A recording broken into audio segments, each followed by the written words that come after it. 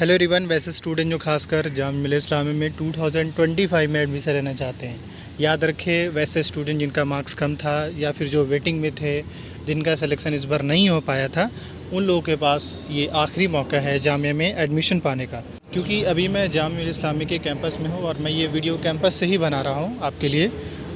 तो इम्पॉर्टेंट क्या है वो बता देते हैं। इस वीडियो में हम स्पॉट एडमिशन या स्पॉट रजिस्ट्रेशन में किस तरीके से पार्टिसिपेट करें इसके बारे में बात करें। जैसे कि आपको मालूम है कि जामिया मिल्लिया इस्लामिया की ओर से स्पॉट रजिस्ट्रेशन या स्पॉट एडमिशन के लिए नोटिस आया था और उसमें पार्टिसिपेट कैसे करना है उसके बारे में हम बात करेंगे। सबसे पहले आपको गूगल पे जाना है, आपको सर्च कर लेना है admission.jmi.ac.in।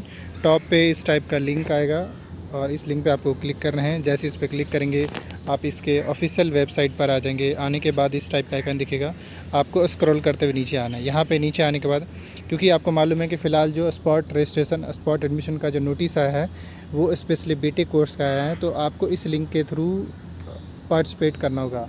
आने वाले टाइम में अगर किसी भी कोर्स का आता है, चाहे वो मान लिए बीए के अंदर या बीएससी बीकॉम या वटीवर जो बैचलर्स कोर्स है उनके अंदर हो या सीयूटी के अंदर आएगा, तो उसी के हिसाब से करना हो। जैसे मान लिया आने वाले टाइम में अगर बीए के अंदर आएगा तो आपको इस लिंक से पार्टिसिपेट करना पड़ेगा।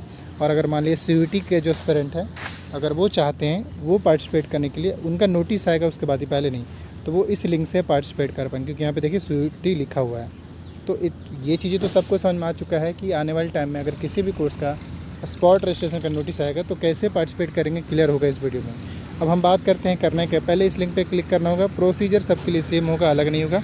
हम इस लिंक पे आ चुके हैं। यहाँ पे आने के बाद आपको मालूम है यहाँ पे लॉगिन करना पड़ता है। और जब आपने लास्ट टाइम जो अपना एडमिट कार्ड डाउनलोड किया था, तो अभी हम क्या करते हैं यहाँ पे अपना ईमेल आईडी, यहाँ पे पासवर्ड और ये कैप्चा यहाँ पे टाइप करके उसके बाद लॉगिन करेंगे। अपना आईडी पासवर्ड लॉगिन टाइप करते ही आपको लॉगिन वाला पैनल पे क्लिक करेंगे। जैसे ही लॉगिन वाला पैनल पे क्लिक करोगे आप, तो देखो इस तरीके से spot registration click to register का ऑप्शन आ रहा है।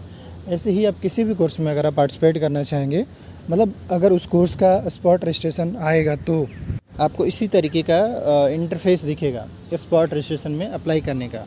तो अब आपको क्या करना है, इस पर क्लिक करना है। यहाँ पे जैसे ही क्लिक करेंगे इस टाइप का डिटेल शो करेगा। यहाँ पे आप किस कोर्स का भी होना है वो, और उसके बाद भी यहाँ पे देखिए अप्लाई का सेक्शन दिख रही है, देख रहे हैं, इस पर आपको क्लिक करना है। जैसे इस पर क्लिक करेंगे फिर आपके पास इस टाइप का डेटा आ जाएगा। अभी क्या कह रहा है, please verify your details and submit the application for the spot registration. मतलब अगर आपको स्पॉट रजिस्ट्रेशन पार्टिसिपेट करना है तो इसके नीचे ना कई सारे डिटेल है, मतलब इस स्क्रॉल करते नीचे जाएंगे तो कई सारे डिटेल दिखेगा जिसमें आपका नाम, रोल नंबर, ये सब कुछ। आपको यहाँ पे कुछ भी करने की ज़रूरत नहीं है। अभी क्या आपको अभी यहाँ पे कुछ भी नहीं करने की ज़रूरत है, क्योंकि यहाँ पे देखिए एक चीज़ मांग रहा है, कई लोग कंफ्यूज हो सकते हैं। यहाँ पर देखिए आपका registration number, application number, date of birth, ये सारी चीज़ें शो कर रहा है।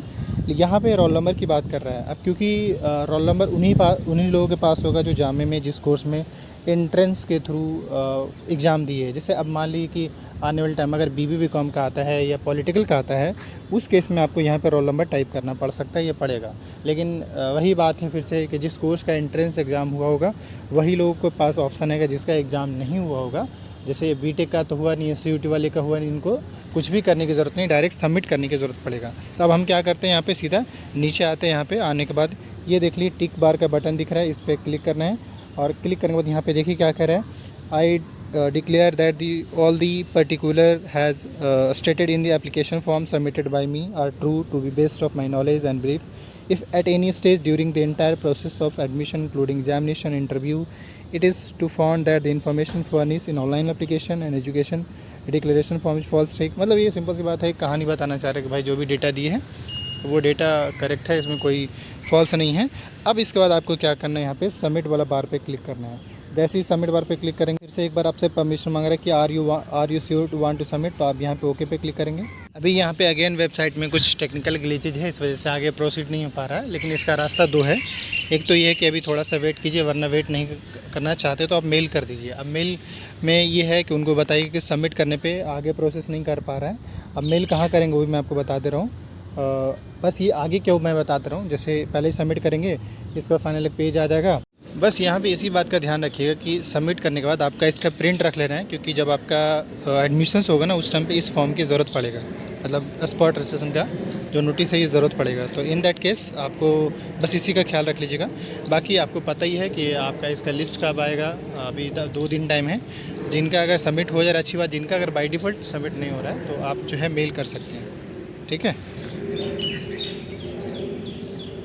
बाकी किसी भी तरह कोई भी डाउट्स हो अगर हो तो आप मुझे बताइएगा, I will surely help to you, okay.